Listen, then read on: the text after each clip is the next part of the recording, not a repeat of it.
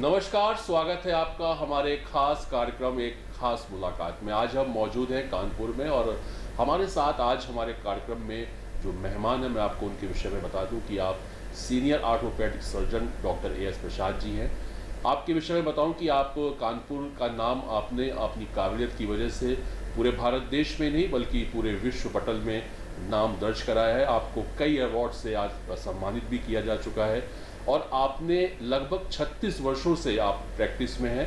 आज डॉक्टर साहब से हम इस खास मुलाकात कार्यक्रम में जानेंगे अब तक का उनका कैसा रहा सफ़र और ख़ास तौर से वर्तमान में जो आज मेडिकल प्रोफेशन है वो किस नज़रिए से और किस दृष्टि से देखते हैं कि क्या कुछ परिवर्तन पिछले लगभग 36 वर्षों में वो जो चेंजमेंट आए हैं वो क्या हैं और डॉक्टर साहब की इसमें अपनी क्या राय है। डॉक्टर साहब बहुत बहुत स्वागत है हमारे खास कार्यक्रम खास मुलाकात में। और सबसे पहला सर सवाल आपसे यही सबको कि सर कैसा रहा अब तक का आपका सफ़र और शुरुआत कैसे, मतलब कहाँ से, चूँकि हर एक व्यक्ति के अपनी एक टास्क होते हैं, अपनी एक इच्छाएँ होती हैं, अपना एक विज़न होता है। आपका कैसे सर शुरुआत कैसे हुई है मेडिकल प्रोफेशन की और क्या आपका अनुभव रहा अब तक का? मेडिकल का शुरुआत तो तभी होती है जब आपका सिलेक्शन हो जाता है जी। तो पहली शुरुआत तो वैसी ही है। और डेफिनेटली मेडिकल एक बहुत ही अच्छा ब्रांच है और मुझे अभी भी लगता है कि मेडिकल ब्रांच लोगों को लेना चाहिए। इसमें कठिनाइयाँ बहुत हैं क्योंकि काम करना आसान नहीं है और अच्छा काम करना तो बहुत ही मुश्किल हो जाता है। और आपको अपने अच्छे काम को नहीं देखते हो, लेकिन अगर आपके इलाज से कोई नहीं अच्छा हो पाता वो हमेशा दिल को लगता है। तो ये परेशानी तो है इस प्रोफेशन में, लेकिन तब भी जो खुशी इसमें मिलती है, अगर आपका एक भी मरीज अच्छा होता है वो देख के जो खुशी होती है, मेरे ख्याल से उसका कोई कंपैरिजन नहीं है। डेफिनेटली सर, बिल्कुल सही बात। सर क्योंकि मैंने जहाँ तक आपके विषय में जाना, आप पहले इंजीनियर बनना चाह रहे थे और फिर ये मेडिकल लाइन, मतलब ये कैसे क्रॉस हुआ, क्या मतलब था, वो पहलू क्या थे वो सर? ये भी इंटरेस्टिंग है। आजकल के ज़माने में ये नहीं चलेगा, लेकिन जी देखिए जब बच्चे हम स्कूल से पढ़ते होते हैं आप बहुत सारे चीज़ ख्वाब होते हैं। जी। तो जहाँ जिस सर्कमस्टेंसेस में होते हैं वैसा ही होता है। हम जहाँ पढ़े वहाँ पे पहले मैं जैसे और बच्चे होते हैं, मैं पायलट बनना चाहता था। फिर ट्रेन अच्छी लगी, जब ट्रेन का ड्राइवर भी अच्छा लगने लगा था। जी। खिलाड़ी भी बनना चाहता था। जहाँ स्कूल में थे मैं नेशनल कोच था मेरे पास बैडमिंटन के लिए। वो अपने आप टेबल टेनिस भी अच्छा खेलते? टेबल टेनिस भी खेलना शुरू कर दिया था। क्रिकेट भी खेलते थे, बास्केटबॉल में भी कोचिंग मिली। तो वो ऐसे स्कूल में थे, हम एक ऐसे शहर में थे जो इंजीनियर्स का शहर है। मैं राउरकेला में स्कूलिंग हुई, राउरकेला उड़ीसा में। और स्टील प्लांट का शहर है, तो वहाँ पे पहला एम सब बच्चे का, हम लोग के साथ में कुछ लोग का छोड़ के सबका एम इंजीनियर ही बनने का था। और मुझे शौक भी था। मेरा जो स्ट्रॉन्ग सब्जेक्ट हुआ करते थे वो फिजिक्स थे और मैथमेटिक्स था। यही दोनों मेरे स्ट्रॉन्ग सब्जेक्ट थे मेरे इंटरमीडिएट तक। तो इसलिए, लेकिन जो डेस्टिनी होती है ना, हमारे फैमिली में हर जनरेशन में एक डॉक्टर होता रहा है। अच्छा जी। और हमसे पहले जॉइंट फैमिली थे, 2 कजिन्स ट्राई कर लिए थे, नहीं हुआ था। तीसरे नंबर पे मैं था। तो सब लोग, अब जब मैं तो इंजीनियरिंग की तैयारी के लिए पढ़ना शुरू किया था। फिर उन्होंने, मेरे जो सबसे बड़े अंकल थे उन्होंने फिर बैठ के समझाया कि वो करो। तो फिर हमने बोला, फिर आप वहाँ से चेंज करके थोड़ा तो चेंज हो गया, पर हम श्योर नहीं थे कि हम डॉक्टर बन पाएंगे। अच्छा। तो हमने, क्योंकि बड़ों का लिहाज करना था, इस लिहाज से हमने फिर बायो लेके पढ़ाई की। बिल्कुल। और वहाँ से आज यहाँ तक का आपने सफ़र सिर्फ तय किया। बिल्कुल। असर चूँकि मुझे खुद लगता है कि सब बदल सकता है। मेरे शिक्षा के अलावा बहुत कुछ हम लोग का सारे आयाम बदल जाते हैं। जब मैं पढ़ने आया था तो मेडिकल कॉलेज में भी मैं डॉक्टर इसलिए नहीं बनना चाहता था, मुझे खून देख के चक्कर आते थे। अच्छा जी, कमज़ोर दिल था। अब दिल कमज़ोर था कि नहीं पता, जमींदार घर का था तो तब मारपीट तो बहुत देखी हमने, लेकिन खून नहीं देख सकता था। चाकू देख के, आज भी हम पिक्चर में चाकू होता है मैं आँख बंद कर लेता हूँ। अच्छा जी। गोली से कोई मार दे वो ठीक है, स्टैबिंग नहीं देख सकता। जी। और कॉलेज डेज में कैडवर्क के साथ काम करने में मेरे को बहुत परेशानी होती थी। तो हमारे क्लास वाले ये जान गए थे, उन्होंने सबने कहा कि ये सर्जन तो कभी नहीं बनेगा, ये फिजिशियन ही बनेगा। और मैंने भी मान लिया था मैं फिजिशियन बनूंगा जी। लेकिन वही होता है कि एक समय वही 3rd ईयर से लेके जब इंटर्नशिप होता है जहाँ पे आप एक्चुअल अपने मरीजों के साथ ज़्यादा रूबरू होते हैं, बात करते हैं, इंटरेक्ट ज़्यादा करते हैं और अब आपको काम करने को भी मिलता है, वो छोटे छोटे थ्रिल में हमको समझ में आया कि ऑर्थोपेडिक्स से अच्छा कोई चीज़ नहीं हो सकता है, क्योंकि हम तुरंत रिजल्ट देख सकते हैं। तो मैं पहला मरीज वहाँ पे डॉक्टर ने, हमारे सीनियर डॉक्टर ने दिया था, वो फ्रैक्चर था कलाई का। और बहुत टेढ़ा था, एक माता जी थी उनका बहुत टेढ़ा था और उन्होंने बोला ठीक है अमल शंकर आज तुम इसको ट्राई करो। और पहले से बता रखा था कि कल तुमको ऐसा मरीज देंगे। बलरामपुर में इंटर्नशिप कर रहे थे, वहाँ ऐसे बहुत मरीज आते थे और वो हमने जो सेट किया है उसको ले गया, प्लास्टर लगाने के बाद एक्सरे कराया। जो पहले का एक्सरे और बाद वाला एक्सरे देखने के बाद वहाँ से फिर वहाँ मतलब देखिए एक्यूरेट रिजेक्शन, हम बोले बस यही ब्रांच अच्छा है। तुरंत सारी मेहनत भी खत्म हो गई। वो मतलब जो पूरा खुशी concentration इसी में खुशी हुई उसके आगे हमको लगा ये इससे अच्छा तो कोई ब्रांच हो ही नहीं सकता। बिल्कुल। जबकि घर वाले बहुत रेजिस्ट कर रहे थे। ये बात है 82 की, 1982 की। और 1982 में ऑर्थोपेडिक सर्जरी नहीं थी। ऑर्थोपेडिक से मतलब खाली प्लास्टर लगाना होता था। बिल्कुल बिल्कुल। और वहाँ फिर हमने ज्वाइन किया ऑर्थोपेडिक से, यहाँ पे इंटर्नशिप के बाद। जी जी, और वहाँ से शुरुआत हुई। फिर तो कहानी सर ये मुझे लगता है जहाँ तक लगभग 1986 और 7 के आसपास आपकी प्रैक्टिस जो है प्रैक्टिस हमने 88 में शुरू 88 के आसपास शुरू हुई। में हम जॉब में थे। जी जी, जो सरकारी चौबेपुर में कहीं चौबेपुर में थे। और एक प्राइवेट कंपनी में नहीं, मैं सरकारी, मैं अच्छा, पब्लिक सर्विस कमीशन से था। Okay okay okay. और वहाँ से फिर ये वहाँ पे एक्चुअली प्रैक्टिस का तो कोई इरादा नहीं था, मैं काम करना चाहता था। पर सरकारी जो तंत्र है, जो सिस्टम है, जो अनफॉर्चुनेटली अभी तक बहुत बदला नहीं, उस सिस्टम में मैं लड़ते हमेशा रहता था। क्योंकि जब आप कम उम्र के होते हो तो एक अलग दिमाग जज्बा में ये होता होता है कि न गलत काम करेंगे न करने देंगे। वो करना तो ठीक है, न करने नहीं देंगे पे लड़ाई हो जाती थी। इसलिए थोड़ी परेशानी हुई। तो हमको बाद में सीएमओ ने बोला कि तुम नौकरी छोड़ दो, तो हमने रिजाइन ही कर दिया। लोग बहुत समझाते रहे कि ऐसा नहीं होता है, पब्लिक सर्विस कमीशन की नौकरी रिजाइन नहीं की जाती है, आप छुट्टी लेके काम करो। हम बोले वो गलत है, वो मैं करूँगा नहीं। रिजिग्नेशन एक्सेप्ट होने में भी 9 साल लगे। ओके। 9-10 साल बाद मेरा रिजिग्नेशन में पड़ा रहा। वो खूब लेटर्स आते रहे। हमने तो रिजिग्नेशन दे के अपना एक पास एक कॉपी रख ली थी। जी जी। और वहाँ से फिर शुरू वहाँ उसके बीच बीच में जरूर देख लेता था जाके, जब भी लखनऊ जाता था, कि ऐसा तो नहीं मेरे नाम से कोई और डॉक्टर सैलरी ले रहा हूँ। क्योंकि सिस्टम तो बहुत इंटरेस्टिंग है हम लोग का। बिल्कुल, आज भी है, आज भी वैसे ही। कुछ सुधार हुआ है, ट्रांसपेरेंसी बढ़ गई है, लेकिन अच्छा तो नहीं। सर 1988 और 2024 एक लंबा सफ़र आपने सर तय किया मेडिकल लाइन में। और आज के दौर में ख़ासतौर से अगर मेडिकल लाइन की बात करें तो क्या वही सब चीज़ें आज भी आपको दिखाई दे रही हैं? मतलब सामाजिक रूप से कहें या जो डॉक्टर्स का बिहेवियर तीमारदारों के प्रति या मरीजों के प्रति होता है, या कुछ पॉजिटिविटी या निगेटिविटी, मतलब एक व्यक्तिगत तौर पर डॉक्टर प्रसाद जी इन सब चीज़ों को कैसे, मतलब आप क्या फ़र्क महसूस कर रहे हैं इन 36 लगभग 3 सालों में? सर फ़र्क बहुत है, लेकिन मैं ये बोलूँगा कि कोई भी चीज़ एक पैकेज होता है। मतलब आपको कुछ अच्छी चीज़ें मिलेंगी तो साथ में कुछ खराबियाँ मिलेंगे।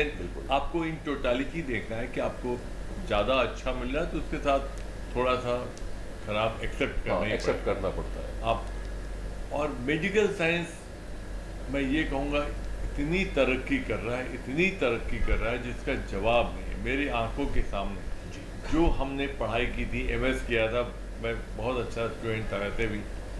उस ज़माने में जो हमने MS के समय पढ़ाई की थी, आज मैं उनमें से एक भी चीज़ का प्रैक्टिस तो नहीं कर रहा। ओके। केवल ऑर्थोपेडिक टेक्नोलॉजी में बता रहे हैं, इतना फ़र्क पड़ गया है। अच्छा। और हर टेक्नोलॉजी में उन्नत होने का जो फ़ायदा है वो किसको मिलता है? वो मिलता है हमारे मरीजों को। बिल्कुल। आज के मरीज को उस टेक्नोलॉजी का ये फ़ायदा मिल रहा है कि उनकी क्वालिटी ऑफ लाइफ अच्छी है, उनकी लाइफ एक्सपेक्टेंसी बढ़ गई है। आज हम 82 साल 90 साल के मरीजों में ऑपरेशन की बात आराम से करते हैं, जिनको जब मैं छोटा था तो 60 साल के बाद तो कहा जाता कि अब अब हाँ, तो टाइम चला चली की बेला है। मैं और आज के दौर में बिहार तो वाला बिल्कुल। थोड़ा टच है, बनारस का टच है। अच्छा तो जी। चला चली की बेला की बात होती थी जी 60 साल के बाद। जी जी तो वो फर्क तो है ही था। बिल्कुल। तो लेकिन प्रोग्रेस बहुत ज़्यादा है। हम्म। सर, आज का जो दौर चल रहा है, लोग कहते हैं कि सब महंगाई का एक नहीं, जैसे कहते हैं जैसे जैसे समय बीतता जा रहा है महंगाई बढ़ती चली जा रही है। मध्यम वर्गीय परिवार के लिए आज की डेट में प्राइवेट इलाज कराना एक उसके परिवार के लिए, और वो चाहे मरीज हो चाहे उसके तीमारदार हो, एक बहुत बड़ा टास्क मान लेते हैं। कुछ तो इसी कश्मकश में ही जो है रह जाते हैं, और कभी कभी उनके घर में ट्रेजेडी भी हो जाती है। आपको क्या लगता है सर, पैसा हावी है मेडिकल लाइन में, जैसे और भी प्रोफेशन में पैसा तो हावी है ही है आज के दौर में, ये जो एक भ्रांति कह लीजिए, या जो आज जो एक लोगों में डर, खास तौर से मैं बात कर रहा हूँ मध्यम वर्गीय परिवार के लिए, आप कैसे सर देखते हैं एक आम इंसान के नज़रिए से, क्योंकि आप, जहाँ तक मैंने आपके विषय में जाना है, आप शुरुआत आपकी मध्यम वर्गीय परिवार से, आपने भी बहुत संघर्ष किया लाइफ में, और आपके इमोशंस जो है लोगों के लिए, वो इसलिए भी कहा जा सकता है क्योंकि मुझे लगता है आज भी शायद आप परेड से, मैं आपको बता दूं दर्शकों कि सर ने शुरुआत कानपुर शहर के परेड, जो परेड है वहाँ से आपने शुरुआत करी थी, और आपने फ्री में लोगों को, आप शायद देखते थे, पहले आपने ट्यूसडे को देखना शुरू किया, फिर उसके बाद फ्राइडे का भी, चूँकि वो हिंदू मुस्लिम आबादी है वहाँ पे। सर, आपने चूँकि वो सफ़र वहाँ से तय किया, तो जाहिर सी बात है एक अटैचमेंट, एक टच तो जो आपके अंदर होता होगा डॉक्टर के बाद एक इंसान के तौर पे। आप क्या लगता है सर, ये इसमें कुछ परिवर्तन दिखाई दे रहा है आने वाले समय में, या फिर लोग ऐसे ही बस चलता रहेगा? सर, नंबर एक, मेरे ख्याल से डॉक्टर जो भी होगा उसमें 2-3 क्वालिटी होनी चाहिए, और मेडिकल साइंस में उसी को आना चाहिए, और वही वही लॉन्ग टर्म में सक्सेस उसी को मिलेगा।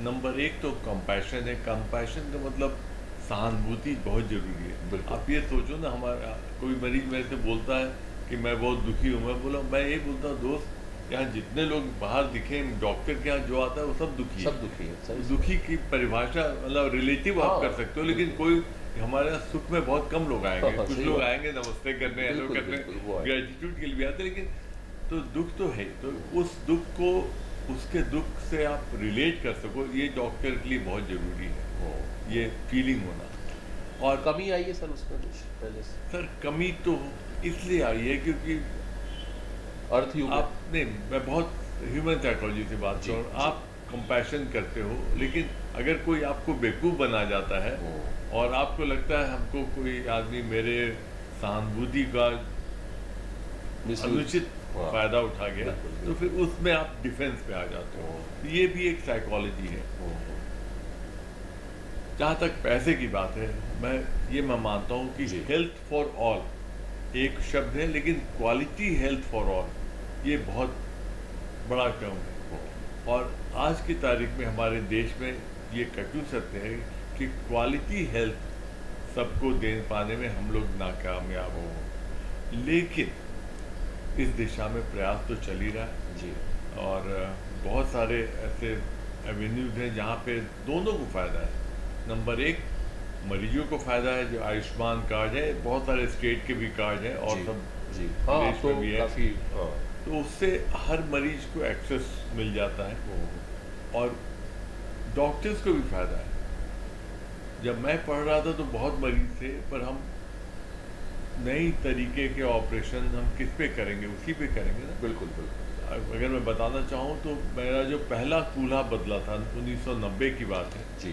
फर्स्ट हिप रिप्लेसमेंट, वैसे मेरे को प्रैक्टिस दो साल की प्रैक्टिस हुई थी, पर मुझे लगता था ये ऑपरेशन ज़रूरी है। मैंने मरीज को समझाया बहुत ज़्यादा, मैंने बोला मेरी कोई फीस नहीं होगी। नंबर एक, हॉस्पिटल मेरा नहीं था, लेकिन जहाँ मैं काम करता तो उनके मालिक से मिला, मैंने बोला सर डिस्काउंट कितना कर सकते हैं, तो हमें इतने दिन रखेंगे। उन्होंने बोला ठीक है। बोले बहुत बड़ी सर्जरी पहली बार हो रही है, मरीज को भी बताया कि पहली बार करेंगे। जो ज्वाइंट वाली कंपनी है उससे बोला कितना डिस्काउंट कर सकते हो, 10-15% उससे ज्वाइंट से डिस्काउंट कराया जी। तो किया। तो ये उसका फ़ायदा क्या हुआ, जब पहला कूल्हा बदला, आज हम कूल्हा बदल के अगले दिन बोलते जाओ घूम, सीढ़ी चढ़ो, हाँ। उस दिन मेरी हिम्मत नहीं हुई थी अगले दिन उसको चला पाए। पढ़ा तो था, देखा भी था, लेकिन हिम्मत नहीं हुई। मैं चौथे या पांचवें दिन 3 लोग ने मिलकर अपने मरीज को खड़ा किया। डर लगता था, हमको लग रहा था थोड़ा हीलिंग हो जाए, पर वो अब अपॉर्चुनिटी नए डॉक्टर्स को जल्दी मिल जाती है, क्योंकि आपको आयुष्मान के थ्रू मरीज चाहता है कि उसका कूल्हा बदला जाए, जोड़ बदला जाए। और खाली जोड़ की बात क्यों करें, हर तरह की चीज़, क्योंकि डॉक्टर भी हो रहे हैं, हॉस्पिटल भी हो रहे हैं बहुत ज़्यादा, तो एक हेल्थ तो धीरे धीरे एक्सेसिबल दूसरों के लिए हो रहा है। लेकिन हम लोग का देश इतना बड़ा पॉपुलेशन है, तो इसमें एक्सट्रीम दोनों रहेंगे। जिन लोगों के पास पैसा है उनके पास बहुत बढ़िया फैसिलिटीज़ हैं, जिनके पास थोड़ा कम पैसा है उनके पास उसके नीचे के डॉक्टर हैं, और जो बहुत कम है सरकार को अपनी फैसिलिटीज़ में बढ़िया उत्तरोत्तर बढ़ोतरी करनी ही पड़ेगी। बिल्कुल सर, क्योंकि उनको कैटर तो सब हम सारी जनता को मिलना चाहिए जो क्वालिटी हेल्थ है। पर मैं बस यही कहना चाहूँगा, मैं इतने साल से देख रहा हूँ देश को, पिछले कुछ सालों में इसमें जितना तेजी से फर्क पड़ा है पॉजिटिव में, वो बहुत कमेंडेबल है। मतलब चीज़ों में परिवर्तन हो रहा है, बहुत अच्छा हो रहा है। और हॉस्पिटल के अंदर भी जो फैसिलिटीज़ हमारे, मैं तो इसी कॉलेज का पढ़ा हूँ, अपने कॉलेज में कुछ भी चीज़ें नहीं होती हैं तो हमको अच्छा लगता है। बिल्कुल, लंबा अरसा आपने शहर में बिताया, काफ़ी और बदलते हुए देखा है शहर को। हमारा मेडिकल कॉलेज में भी नई नई टेक्निक्स बढ़िया से हो रही है, सब कुछ हो रहा है। बस जो ह्यूमन क्वालिटी है वो उसमें कमी हो रही, बस उसी जो आपने बोला तो वहाँ पे मैं आपके साथ थोड़ा इत्तेफाक रहता। सर एक चीज़ और, मैं समय का अभाव है मुझे पता है कि लेकिन सर मैं, क्योंकि आपसे मुलाकात मैंने जब सोचा, ये प्लान किया कि आपके साथ इंटरव्यू करें, और जब मैंने आपके विषय में पढ़ना शुरू किया तो मुझे लगा कि 2-3 चीज़ें तो ज़रूर बनती हैं आपसे जानना।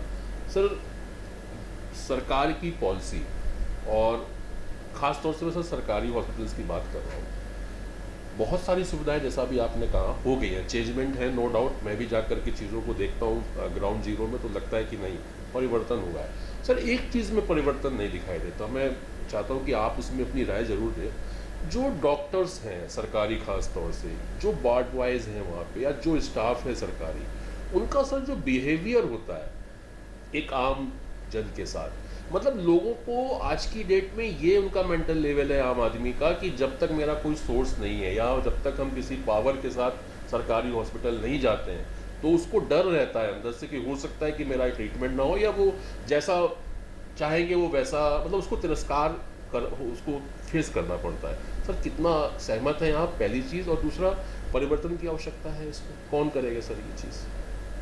पहला बहुत स्ट्रेट फॉरवर्ड, हाँ सहमत जी, और सहमत इसलिए है, और मेरे अंदर भी बदलाव का शायद कारण, मैं हमेशा बोलता हूँ कि मुझे भी समझ में आया, लेकिन थोड़ा देर से आया। जी जी, मैं यहीं से पढ़ रहा था, एमएस कर रहा था, जब मैं एमएस फाइनल में था तभी मेरे फादर को कैंसर हुआ। ओके, और उस समय वो मेडिकल कॉलेज लखनऊ में एडमिट किए गए। अच्छा जी, मैं अपने वहाँ उनके साथ रहा, उनका स्पाइन की सर्जरी हुई, और यहाँ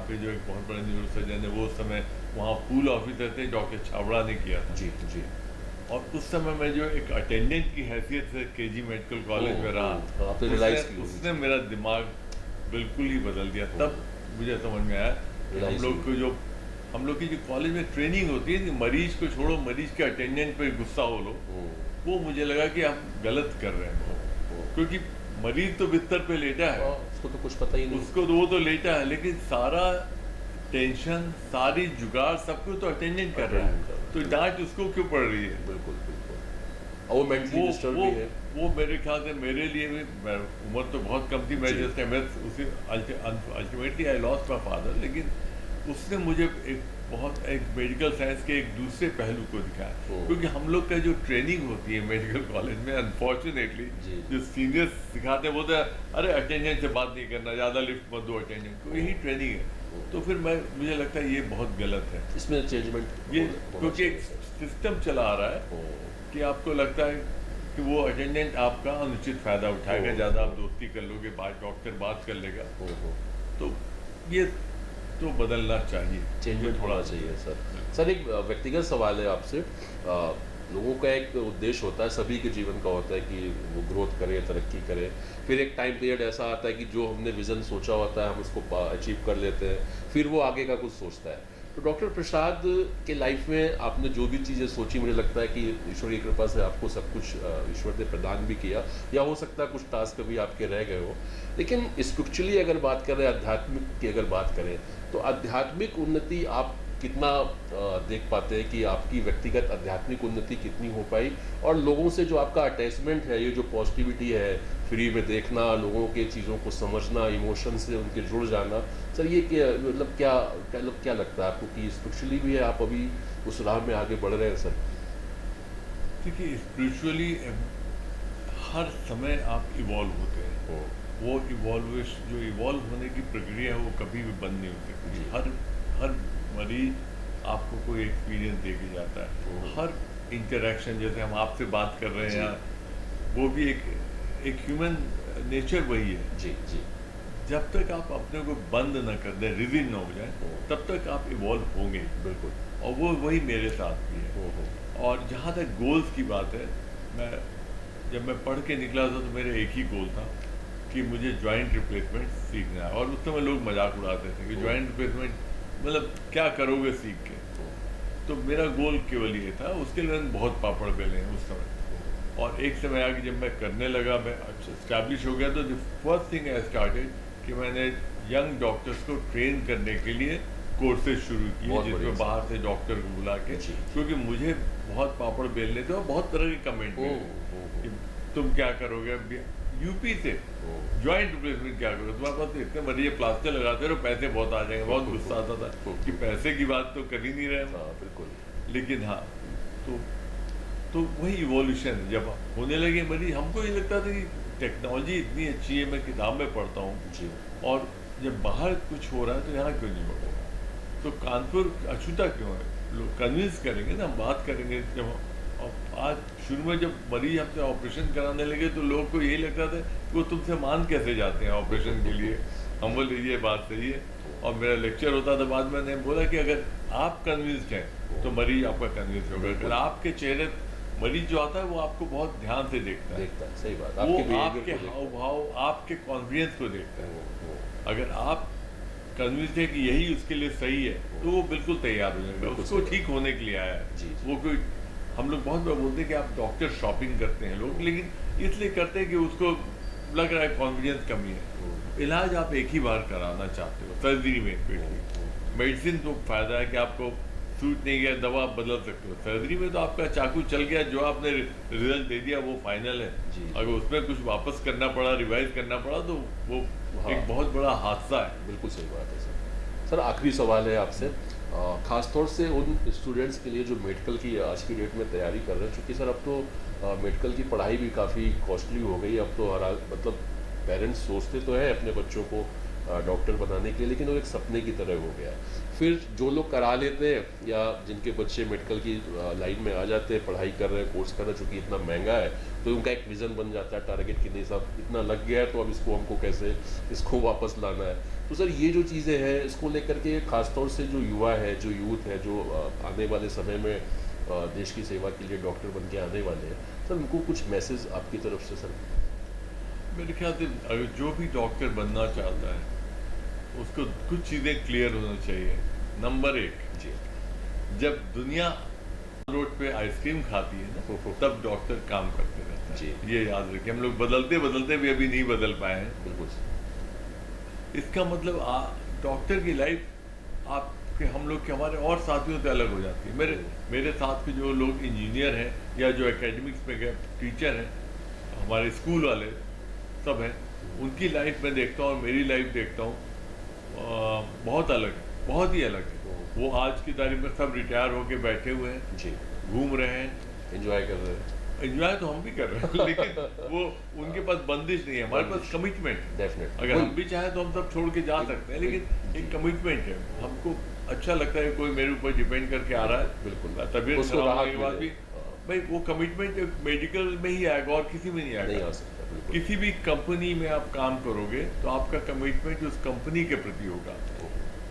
डॉक्टर का कमिटमेंट मानवता के प्रति होता है। ये बहुत बेसिक फंडामेंटल इशू है, ये याद रखना चाहिए हर डॉक्टर। बिल्कुल बिल्कुल। और इसमें फिर आपकी पर्सनल लाइफ को अगर आप ट्रेड ऑफ नहीं करोगे तो आप काम नहीं कर सकते। बिल्कुल सर, बहुत बहुत धन्यवाद, आपने अपना कीमती समय हमको सर दिया। बहुत बहुत तो आपसे धन्यवाद है। जी thank sir, you, thanks everyone. Thank you so much sir. तो आप थे डॉक्टर एएस प्रसाद जी, जो बड़ी बेबाकी से जिन्होंने हमारे सभी सवालों के जवाब दिए, और ख़ास तौर से जनमत न्यूज़ भी आप सभी से यही अपील, और उन डॉक्टर से जो यूथ है जो तैयारी कर रहे हैं, उनके अंदर जैसे कि डॉक्टर साहब ने कहा और लोग दुनिया भी कहती है कि भगवान का स्वरूप होते हैं डॉक्टर्स। तो ये जो मेंटलिटी जो लोगों की बन रही है, जो नेगेटिविटी है, उसको पॉजिटिविटी में बदलने का जो नए डॉक्टर्स हैं उनका ये काम है, और आप जैसे वरिष्ठ लोगों का परामर्श भी आप लगातार ले सकते हैं, क्योंकि मानवता ही, जैसा कि डॉक्टर साहब ने भी कहा कि मानवता ज़रूरी है, बाकी तो फिर उनकी दुआओं से, उन मरीजों के, उन ईमानदारों के आशीर्वाद से आप तरक्की तो फिलहाल करते ही रहेंगे। फिर मुलाकात होगी अगले एपिसोड में किसी नए मेहमान के साथ, तब तक दीजिए मुझे इजाज़त। नमस्कार। विजन भारत, खोज यथार्थ की। जनमत न्यूज, हम आपके साथ। This program created by Shivoham entertainment and media creations. Print media partner Lok Jansandesh. Digital media partner next Monday.